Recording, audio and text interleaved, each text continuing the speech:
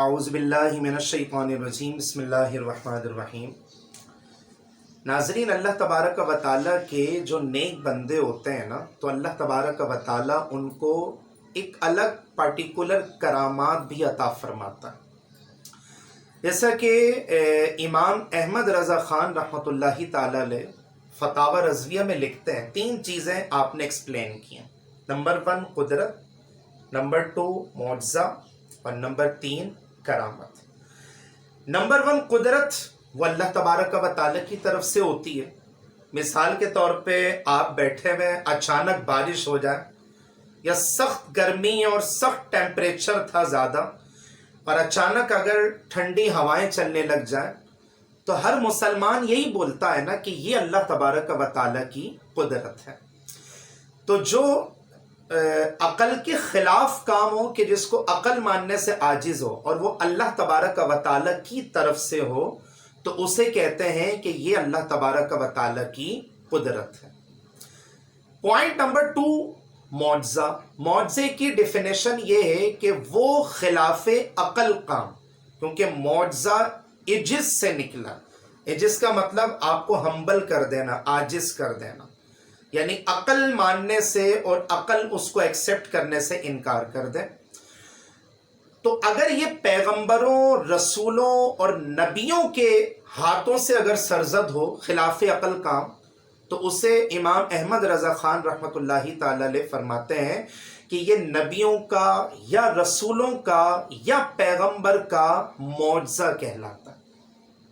मिसाल के तौर पे हमारे सबसे आखिरी नबी हज़रत मोहम्मद मुस्तफ़ा सल्लल्लाहु अलैहि वसल्लम ने उंगली के इशारे से चांद के 2 टुकड़े किए थे। कुरान ने इस बात की गवाही दी है, 27वां पारा सूरह कमर, इक़्तरबतिस साअतु वंशक़्क़ल कमर, कि करीब आ गई क़यामत, और गोया नबी करीम सल्लल्लाहु अलैहि वसल्लम के इशारे से चांद शक हो गया, यानी टूट गया।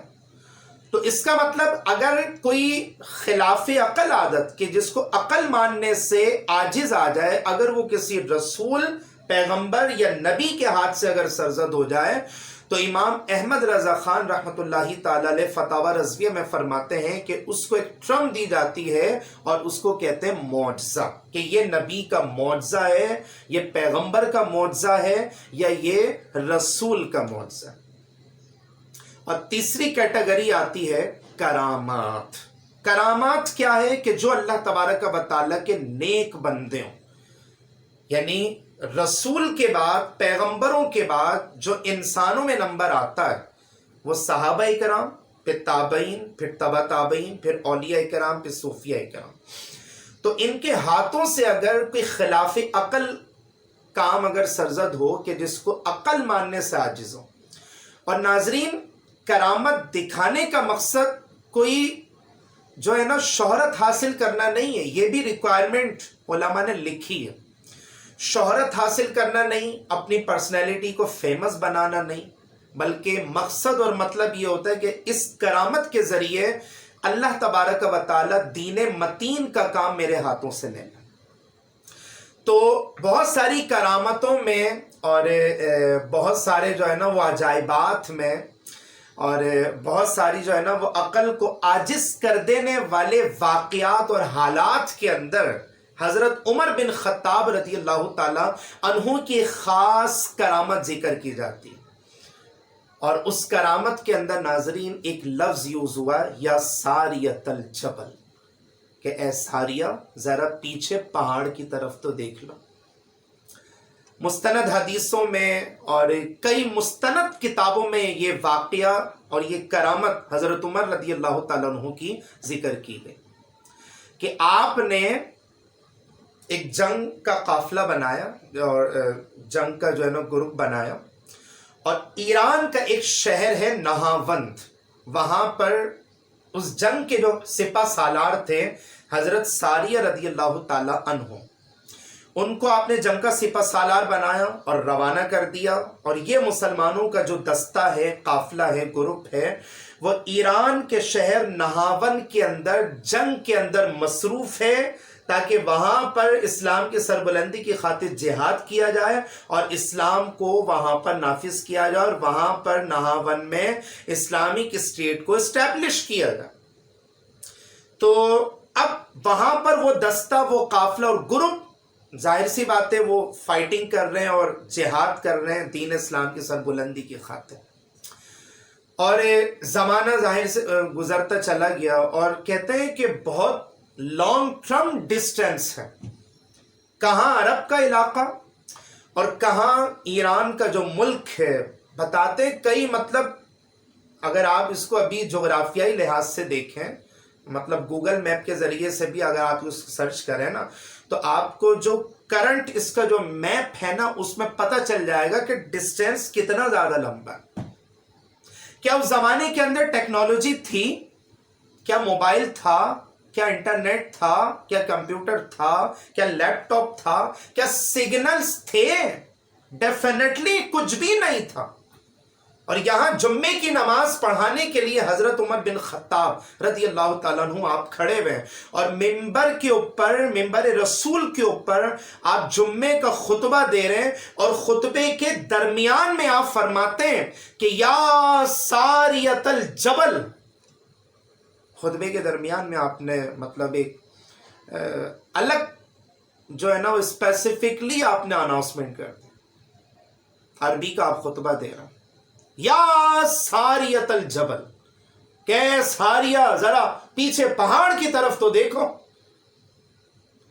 یہ بات ایسی ہے کہ آپ کسی مسجد میں نماز پڑھنے جائیں جمعے کی، اور جمعے کی نماز میں جو ہے نا وہ امام صاحب اگر خطبے کے دوران، عربی کا جو خطبہ ہوتا ہے وہ واجب ہے نا سننا، تو اگر امام صاحب خطبے کے دوران کہنے لگ جائیں کہ ارے عبد الرحمن صاحب ذرا سنبھلیے گا، ارے عبد الجبار صاحب ذرا دیکھ کے جائیں، ارے عبد القہار صاحب روڈ ذرا سنبھل کے پار کریں، تو جتنے نمازی آئیں گے وہ دل ہی دل میں کیا سوچیں گے کہ آج امام صاحب کو ہو کیا گیا کہ عربی زبان میں خطبہ دے رہے ہیں اور لوگوں کو راستے کی گائیڈنس بھی دے رہے ہیں. تو ان کو کیسے پتا؟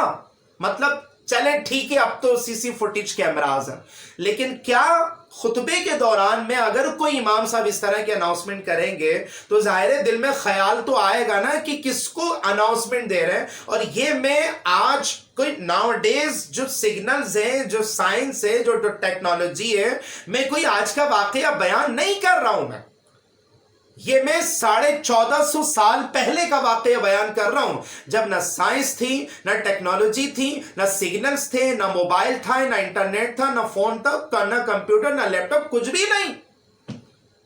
اور صحابہ کرام دل ہی دل میں سوچ رہے ہیں کہ حضرت عمر نے اگر یہ اعلان، یہ اناؤنسمنٹ اگر کیا ہے تو لازمی اس میں کچھ نہ کچھ حکمت ضرور ہو. چلیں دن گزرتے ہیں. صحابہ کرام تو آپ کو پتہ ہے نا آپس میں بھی بڑا ادب کیا کرتے تھے. تو لوگوں نے خامخواہ غلط فہمیاں مچائی ہوئی ہیں کہ صحابہ کا ذکر نہیں کرو، ان میں بڑے اختلاف ہیں، اور حضرت عمر کا ذکر نہیں کرو اور وہ ایسے تھے. کس نے کہہ دیا یار؟ آپس میں یہ لوگ بڑے رحم دل ہیں. قرآن نے اس بات کی گواہیاں دی ہیں، آپس میں بڑا اتحاد، یونٹی ہے الحمدللہ صحابہ کرام میں ہے. اور اگر میں ذاتیات کی بات کرتا ہوں، آپس میں اگر کوئی پرسنل ایشوز کے اوپر ان کے کچھ میٹرز ہیں بھی، تو ہم ناظرین کون ہوتے ہیں ان کے حوالے سے آرگیومنٹ کرنے والے کہ صحابہ کرام کے حوالے سے ہم کوئی غلط بات بولیں؟ الحمدللہ ہم مسلمانوں کا یہ عقیدہ ہے کہ تمام کے تمام 1.25 لاکھ صحابہ تقریباً جو ان کی جو اندازن جو گنتی بتائی گئی، الحمدللہ تمام کے تمام 1.25 لاکھ صحابہ ہم مسلمانوں کے سروں کے تاج ہیں.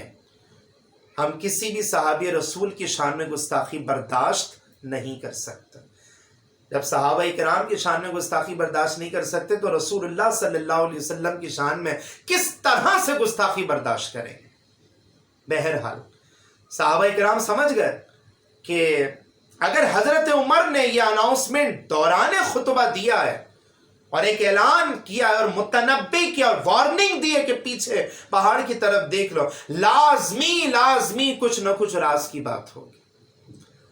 تو کہتے ہیں کہ کچھ عرصے کے بعد ہے نا خط آیا. زمانے میں ظاہر ای میل اور یہ سب تو نہیں تھا. خط آیا اور خط کے اندر مضمون یہ تحریر تھا. خط حضرت عمر کے نام پر تھا. ظاہر ہے حضرت عمر ایک بادشاہ خلیفہ جب خط آئے گا تو رعایا کو بھی پتہ چلے گا، عوام کو بھی پتہ چلے گا، لوگوں کو بھی پتہ چلے گا۔ تو حضرت عمر کا جب وہ خط انہوں نے ریسیو کیا تو وہ بیسیکلی حضرت ساریہ نے لکھ کر بھیجا تھا۔ یاد ہے نا، حضرت ساریہ وہاں ایران کے شہر ناون میں جنگ کے اندر وہاں پر سپہ سالار کی حیثیت سے کام کر رہے ہیں، جہاد کر رہے ہیں، اور اس شہر کو اسلامک اسٹیٹ آپ نے بنا دیا۔ تو خط کے اندر، لیٹر کے اندر یہ مضمون تحریر تھا کہ ہم تو اپنی وار کرنے میں مصروف تھے، جنگ کرنے میں مصروف تھے، لیکن ہماری توجہ پیچھے پہاڑ کی طرف نہیں تھی جہاں پر دشمن چھپ کر بیٹھے ہوئے تھے۔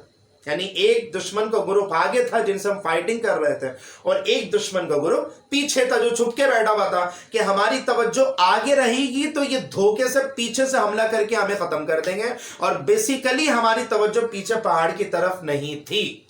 جبل عربی زبان میں پہاڑ کو بولتا ہے، جو یہ ساریت الجبل ہے نا، تو مراد اس کا جو مفہوم بنتا ہے کہ اے ساری، تو خط کے اندر مضمون یہ تحریر تھا کہ ہم تو مصروف تھے، جنگ میں مصروف تھے، ہم تو آگے بڑھ رہے تھے، ہم تو کفار کو واصل جہنم کر رہے تھے، اور ہم پروگریس کر رہے تھے، ہم آگے بڑھ رہے تھے، اور اسلام کا جھنڈا وہاں پہ لگا، لیکن پیچھے ہماری توجہ نہیں تھی جہاں پر دشمن اچانک حملہ کرنے کا پلان بنا رہا تھا۔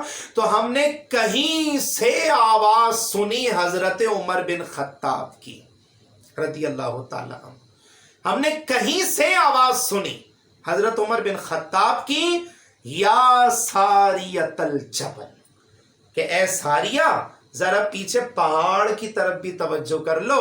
حضرت ساریہ کہتے ہیں کہ میں نے ایک گروپ، ایک پارٹیکولر الگ گروپ بنا کے میں نے پیچھے پہاڑ کی طرف جب روانہ کیا تو دیکھا کہ وہاں پر ایک گروپ بیٹھا ہوا تھا ہمارے دشمنوں کا، جو اس مطلب پلان میں تھا کہ جب ہم آگے بڑھیں گے تو یہ پیچھے سے ہمارے اوپر اٹیک کر کے ہمیں ختم کر دیں، لیکن ہم نے آواز سنی حضرت عمر بن خطاب رضی اللہ تعالی عنہ کی۔ تو ناظرین اب آپ مجھے بتائیں، مستند حدیثوں میں یہ واقعہ ہے، سیرت کی کتابوں میں یہ واقعات آپ کو مل جائیں گے، یہ کوئی جو ہے نا وہ انوکھا واقعہ نہیں، اس میں بیسیکلی کرامت کا ذکر ہے۔ اور کرامت میں نے آپ کو کہہ دیا کہ فتاوی رضویہ کے اندر یہی لکھا ہے کہ کرامت اگر اللہ کے ولی سے، اور حضرت عمر بن خطاب تو اللہ کے ولیوں کے بھی سردار ہیں۔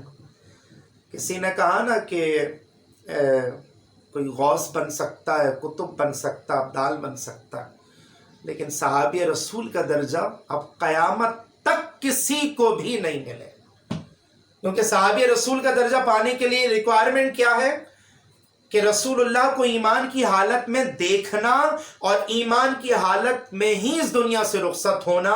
تو جب یہ آپ کو صحابی رسول کا ٹائٹل مل گیا، نہ یہ ٹائٹل نہ کسی کو غوث کو ملے گا، نہ کتب کو ملے گا، نہ ابدال کو ملے گا، نہ کسی اللہ کے ولی کو ملے گا۔ تو صحابہ کرام کی ایک کرامت ناظرین سن کے ایمان تازہ ہوتا، اور پتہ یہ چلتا ہے کہ یار یہ تو غیبی مدد بھی کر دیا کرتے ہیں، اور جب یہ مدد کر رہے ہیں تو ہم سب کا عقیدہ کیا ہونا چاہیے؟ کیا ان کا مدد کرنا ان کا کوئی مطلب ذاتی فعل تھا، پرسنل ایکٹیویٹی تھی؟ اگر میں آپ کو مسلمان ہونے کی حیثیت سے اس کو میں سمجھاؤں، بہت آسان بھاشا میں آپ کو سمجھاؤں گا، کیونکہ ناظرین اس میں بڑے مسائل ہو جاتے ہیں کہ آپ اللہ کو چھوڑ کے کسی اور سے مدد مانگ رہے ہیں۔ تو اللہ کے علاوہ جب آپ کسی نبی، رسول، پیغمبر، پیر، فقیر سے جب آپ مدد مانگتے ہیں نا، تو بیسیکلی آپ کا عقیدہ یہ ہونا چاہیے کہ یہ جو مدد کر رہے ہیں نا، یہ ان کا ذاتی فعل نہیں ہے، یہ پرسنل ایبیلٹی نہیں ہے، یہ ذاتی صلاحیت نہیں ہے، بلکہ اللہ کی عطا سے یہ ہمیں مدد فراہم کر رہے ہیں۔ اور اگر دوسرا کوسچن یہ کیا جائے کہ بھائی زندہ سے مدد مانگنا جائز اور مرحومین سے مدد مانگنا ناجائز ہے، تو اگر یہ کانسیپٹ رکھا جائے ذہن میں، ویسے میں اس میں ایک پارٹیکولر لیکچر بناؤں گا، اور اس لیے میں آخر میں کہتا ہوں کہ میرے چینل کو سبسکرائب کریں تاکہ میری ہر آنے والی ویڈیو آپ کو بآسانی اویلیبل ہو جائے، لیکن یہ میرا بھی ٹاپک نہیں۔ لیکن جنہوں نے کہا کہ بھائی زندہ سے مدد مانگنا جائز، مردوں سے مدد مانگنا یا مرحوم، تو اس کا مطلب جو فرعون سے مدد مانگ رہے تھے جو حامان سے مدد مانگ رہے تھے یا جو نمرود سے مدد مانگ رہے تھے، جنہوں نے اپنے آپ کو خدا کہلوایا، تو اس کا مطلب وہ زندہ تھے اور جو ان سے مدد مانگ رہے تھے، تو کیا وہ صحیح کام کر رہے تھے؟ ہر مسلمان بولے گا نہیں، کیونکہ وجہ کیا ہے؟ کیونکہ وہ فرعون سے جو مدد مانگ رہے ہیں، وہ نمرود سے جو مدد مانگ رہے ہیں، وہ خدا سمجھ کے مانگ رہے ہیں۔ یہ بات جو پوائنٹ کی بات ہے نا، کہ جس کو میں بالکل ہائی لائٹ کرنا چاہوں گا، کہ اگر آپ اس عقیدے کو، اسلام کا یہ بنیادی عقیدہ اگر آپ سمجھ گئے نا، تو انشاءاللہ سارے وسوسوں کی جڑ سے ہی کاٹ ہو جائے گی۔ اب جو بھی مدد کریں گے، بھلے وہ وفات پانے کے بعد ہوں یا اپنی حیات ظاہری میں ہوں، ہمارا یہ ایمان اور عقیدہ ہے کہ وہ جو بھی مدد کرتے ہیں اللہ کی عطا سے کرتے ہیں، اور اللہ چاہے گا تو وہ مدد کریں گے۔ اس لیے ناظرین، ہم لوگ جو اللہ کے نیک بندوں کی صحبت اختیار کرتے ہیں، تو وجہ یہی ہے کہ ہم لوگ عموماً ان کی خانقاہوں میں اچھے مستند جو ہے نا لوگوں کی بات کر رہا ہوں، میں جعلی عامل اور جعلی پیروں کی بات نہیں کر رہا، میں اچھے پیر اور مرشد اور جو اس طرح کے لوگ ہوتے ہیں کہ جن کی خانقاہوں میں باقاعدہ دین اسلام کا کام کیا جاتا ہے، درس قرآن درس حدیث دیا جاتا ہے، تو ان کے اندر بھی ظاہر اللہ تعالیٰ نے کرامتیں رکھی ہیں۔